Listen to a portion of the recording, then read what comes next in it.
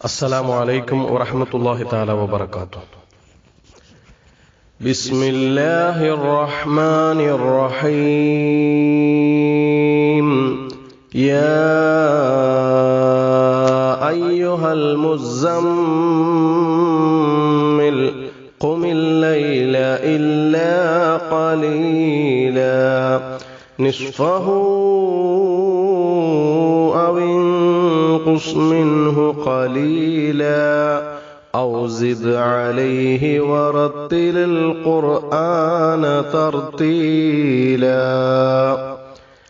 സൂറത്തുൽ മുസമ്മിലിലെ 4-ാമത്തെ ആയത്തിന്റെ ഒരു ഭാഗമാണ് ഇന്നിവിടെ അർത്ഥം പറയുവാനുള്ളത്. വറത്തിലിൽ ഖുർആന തർത്തീല, ഖുർആനിനെ സാവകാശത്തിൽ ഓതുക അഥവാ നിർത്തി ഓതുക. ഖുർആൻ പാരായണത്തിന്റെ എല്ലാ മര്യാദകളും പാലിച്ചുകൊണ്ട് തജ്വീദ് നിയമപ്രകാരം തന്നെ ഭംഗിയോടുകൂടി നിർത്തി പാരായണം ചെയ്യുക. ഖുർആൻ എങ്ങനെയെങ്കിലും പാരായണം ചെയ്താൽ പോരാ, അതിന് ചില നിയമങ്ങളും കാര്യങ്ങളൊക്കെ ഉണ്ട്. അഥവാ തജ്വീദ് നിയമപ്രകാരം അക്ഷരങ്ങളുടെ ഉത്ഭവസ്ഥാനം അറിയണം.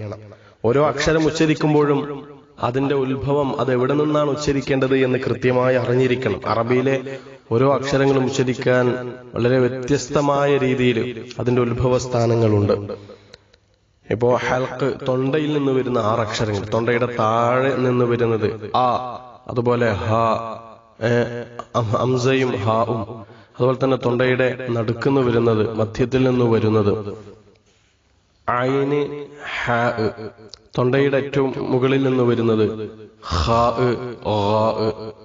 എന്നീ അക്ഷരങ്ങൾ, ഈ 6 അക്ഷരങ്ങൾ തൊണ്ടയിൽ നിന്ന് വരുന്നത്. അങ്ങനെ ഓരോ അക്ഷരത്തിനും ഇപ്പൊ ലാദ് പറയേണ്ടത്, ത്വാഉ പറയേണ്ടത്, ഓരോ അക്ഷരത്തിന്റെയും ഉച്ചാരണം വളരെ കൃത്യമായിട്ട് എങ്ങനെയാണെന്ന് പഠിപ്പിക്കപ്പെട്ടിട്ടുണ്ട്. അത് പ്രകാരം തന്നെ പാരായണം ചെയ്യണം. അക്ഷരങ്ങളുടെ സിഫത്തുകളെ കുറിച്ചറിയണം. അക്ഷരങ്ങൾ കൂടിച്ചേരുമ്പോഴുള്ള പ്രത്യേക നിയമങ്ങളെ കുറിച്ചറിയണം. ഇൽഹാർ, ഇദ്ഗാം, ഇദ്ഗാമും ബിഗുന്ന, ഇദ്ഗാമും ബിലാ ഗുന്ന, അങ്ങനെ മദ്, ശദ്, അങ്ങനെ പല നിയമങ്ങളുണ്ട്. അതൊക്കെ അറിഞ്ഞിരിക്കണം. അതുപോലെ വിദഗ്ധരായ പ്രഗത്ഭരായ ഉസ്താദുമാരുടെ നാവിൽ നിന്ന് അത് കേട്ടു പഠിക്കാൻ വേണ്ടി സാധിക്കണം. ഖുർആൻ പാരായണം അങ്ങനെയാണ് പഠിക്കേണ്ടത്. നമ്മളെല്ലാവരെയും നിർബന്ധമായി ഫാത്തിഹ സൂറത്ത് ഓതുന്നു. ആ ഫാത്തിഹ സൂറത്തിൽ ഒരക്ഷരം തെറ്റിക്കഴിഞ്ഞാൽ ചിലപ്പോൾ നിസ്കാരം പോലും ബാത്തിലാകും. നല്ല അറിവുള്ള ഒരു ഉസ്താദിന്റെ മുന്നിൽ ഇരുന്നിട്ട് നാം ഖുർആൻ പാരായണം ചെയ്യുമ്പോൾ നമുക്ക് മനസ്സിലാവും നമ്മുടെ ഖുർആൻ പാരായണത്തിന്റെ അവസ്ഥ എന്താണ് എന്ന്. എത്രമാത്രം തജ്വീദ് നിയമം അനുസരിച്ചുകൊണ്ടാണ് നമ്മൾ പാരായണം ചെയ്യുന്നത് എന്ന് നമുക്ക് തിരിച്ചറിയാൻ വേണ്ടി കഴിയും.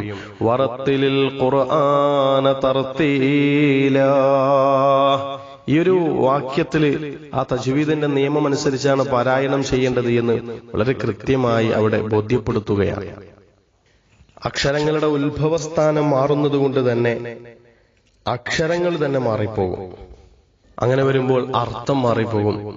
അങ്ങനെയുള്ള ചില പാരായണങ്ങൾ ഹറാമാകും, നിഷിദ്ധമാകും, നാളെ പരലോകത്ത് കുറ്റകരമായ പാരായണമാവുകയും ചെയ്യും. പ്രതിഫലം കിട്ടണമെന്ന് കരുതിയിട്ടാണ് ഖുർആൻ പാരായണം ചെയ്യുന്നതെങ്കിലും നമ്മുടെ മഖ്റജുകൾ മാറുന്നത് കാരണം, തജ്വീദ് നിയമം തെറ്റിക്കുന്നത് കാരണമായിട്ട് നാളെ പരലോകത്ത് അത് ശിക്ഷാർഹമായ പാരായണമായിട്ട് മാറുകയും ചെയ്യും. അതുകൊണ്ട് തന്നെ നിർബന്ധമാണ് നമ്മൾ ഓരോരുത്തരെ സംബന്ധിച്ചിടത്തോളം തജ്വീദ് നിയമം പഠിക്കുക എന്നുള്ളത്. തജ്വീദിന് 5 ഘടകങ്ങളാണുള്ളത്. ഒന്ന്, അക്ഷരങ്ങളുടെ മഖ്റജുകൾ, ഉത്ഭവസ്ഥാനം അറിയുക. 29 അക്ഷരങ്ങൾ 17 സ്ഥലങ്ങളിൽ നിന്നാണ് പുറപ്പെടുന്നത്. അത് ഓരോന്നും വ്യക്തമായിട്ട് അറിയാൻ വേണ്ടി സാധിക്കണം. രണ്ടാമത്തേത്, അക്ഷരങ്ങൾക്കുള്ള സിഫത്തുകൾ അറിയണം. ഉച്ചാരണ സമയത്ത് അക്ഷരങ്ങളുടെ പ്രത്യേക സ്വഭാവം അറിയണം. സിഫത്തുകളുടെ വ്യത്യസ്തതയാൽ അക്ഷരങ്ങൾ തന്നെ മാറുന്നു. ഉദാഹരണം പറഞ്ഞാൽ സ്വാദും സീനും രണ്ടിന്റെയും മഖ്റജ് ഒന്നാണ്, ഉത്ഭവസ്ഥാനം ഒന്നാണ്. പക്ഷെ അതിന്റെ സിഫത്തുകൾ മാറുന്നതിനനുസരിച്ച്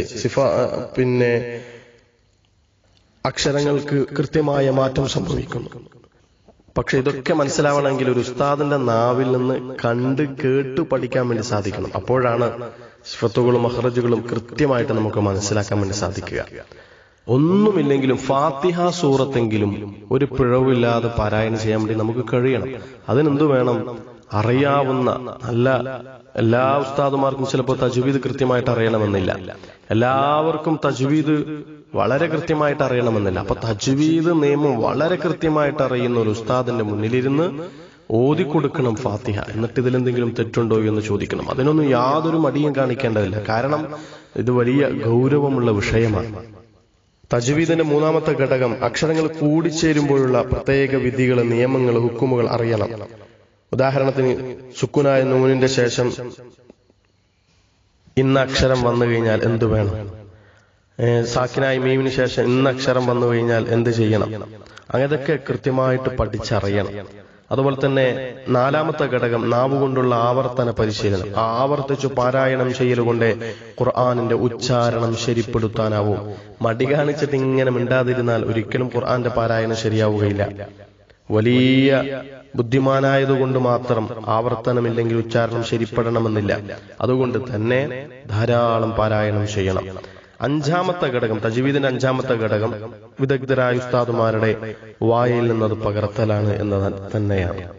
ഇതൊക്കെ കൊണ്ട് തന്നെയാണ് നമ്മൾ 1-ാം ക്ലാസ് മദ്രസയിൽ പഠിപ്പിക്കുന്ന ഉസ്താദ് ഏറ്റവും പ്രഗത്ഭനാവണം എന്ന് പറയുന്നത്. കാരണം ഓരോ അക്ഷരം പഠിപ്പിക്കുമ്പോഴും അതിന്റെ മഖ്റജും സിഫത്തുകളൊക്കെ മാനിച്ചും പരിഗണിച്ചും കൃത്യമായിട്ട് കുട്ടികൾക്ക് മനസ്സിലാക്കി കൊടുത്തിട്ടും പഠിപ്പിക്കുന്ന ഒരു ഉസ്താദായിരിക്കണം 1-ാം ക്ലാസ്സിലെ ഉസ്താദ്. ഇനി +2 വരെ മദ്രസയുള്ള ഒരു +2 വരെ ക്ലാസ്സുള്ള ഒരു മദ്രസയാണെങ്കിൽ തന്നെ ആ മദ്രസയിലെ ഏറ്റവും പ്രഗത്ഭനായ ഉസ്താദായിരിക്കണം ആ മദ്രസയിൽ 1-ാം ക്ലാസ്സിൽ പഠിപ്പിക്കേണ്ടത്. അക്ഷരങ്ങൾ കൃത്യമായി കുട്ടികൾക്ക് പഠിക്കാൻ വേണ്ടി സാധിക്കണം. പക്ഷെ ചില സ്ഥലങ്ങളിലൊക്കെ അത് പാലിക്കപ്പെടുന്നുണ്ടോ എന്ന് ആലോചിക്കേണ്ടതുണ്ട്. സാന്ദർഭികമായി പറയുകയാണ്. തജ്വീദ് നിയമങ്ങളൊക്കെ തെറ്റിച്ചുകൊണ്ട് പാരായണം ചെയ്യുന്ന ആളുകൾ റബ്ബ ഖാരിഇൽ ലിൽ ഖുർആൻ വൽ ഖുർആനു യൽഅനുഹു. റബ്ബ ഖാരിഇൻ, എത്രയെത്ര ഖുർആൻ പാരായണം ചെയ്യുന്ന ആളുകളാണ്. പക്ഷേ വൽ ഖുർആനു യൽഅനുഹു, ഖുർആൻ അവരെ ശപിച്ചുകൊണ്ടിരിക്കുന്നു. ഖുർആൻ ഓതുന്നുണ്ട് ധാരാളം, പക്ഷെ ഖുർആൻ അവരെ ശപിച്ചുകൊണ്ടിരിക്കുകയാണ്. കാരണം തജ്വീദിന്റെ നിയമങ്ങൾ പാലിക്കപ്പെടുന്നില്ല. അർത്ഥവ്യത്യാസങ്ങൾ വരുന്ന പിഴവുകളാണ് സംഭവിച്ചുകൊണ്ടിരിക്കുന്നത്. അതുകൊണ്ട് തന്നെ ഖുർആൻ പാരായണം ചെയ്യല് ഇപ്പോ സാവകാശം ഓതലുണ്ട്, രണ്ടാമത്തത് വേഗതയിൽ ഓതലുണ്ട്, മൂന്നാമത്തേത് രണ്ടിന്റെയും ഇടയിലുള്ള ഒരു പാരായണമുണ്ട്. അതിൽ ഏറ്റവും ശ്രേഷ്ഠമായത് തർത്തീലാണ്. തർത്തീൽ എന്ന് പറഞ്ഞാൽ സാവകാശം പാരായണം ചെയ്യുക എന്നതാണ്. ഈ 3 വിധത്തിലും പാരായണം ചെയ്യാം. പക്ഷെ 3 വിധത്തിൽ പാരായണം ചെയ്യുമ്പോഴും തജ്വീദിന്റെ നിയമങ്ങൾ തെറ്റിക്കപ്പെടാൻ പാടില്ല എന്നത് വളരെ ശ്രദ്ധേയമാണ്. ഇത്രത്തോളം പറഞ്ഞത് തജ്വീദ് അത്രമേൽ പ്രധാനമാണ് എന്ന് തിരിച്ചറിയാൻ വേണ്ടിയാണ്. ഇൻഷാ അല്ലാഹ് അല്ലാഹു തആല നമുക്ക് തജ്വീദ് നിയമപ്രകാരം കൃത്യമായി പാലിച്ചുകൊണ്ട് പാരായണം ചെയ്യുന്ന ഈ സൂറത്തുൽ മുസമ്മിലിന്റെ 4-ാമത്തെ ആയത്തിൽ പറഞ്ഞതുപോലെ വറത്തിലിൽ ഖുർആന തർത്തീലാ, സാവകാശം തജ്വീദ് നിയമപ്രകാരം പാരായണം ചെയ്യുന്നവരുടെ കൂട്ടത്തിൽ നമുക്കും ഉൾപ്പെടാൻ വേണ്ടി സാധിക്കണം. അതിന് നമ്മുടെ ഭാഗത്തു നിന്ന് ശ്രമകരമായ പ്രവർത്തനങ്ങൾ ഉണ്ടാവണം. അല്ലാഹു അനുഗ്രഹിക്കട്ടെ. ആമീൻ എന്ന പ്രാർത്ഥനയോടെ നിർത്തുന്നു. അസ്സലാമു അലൈക്കും വറഹ്മത്തുള്ളാഹി.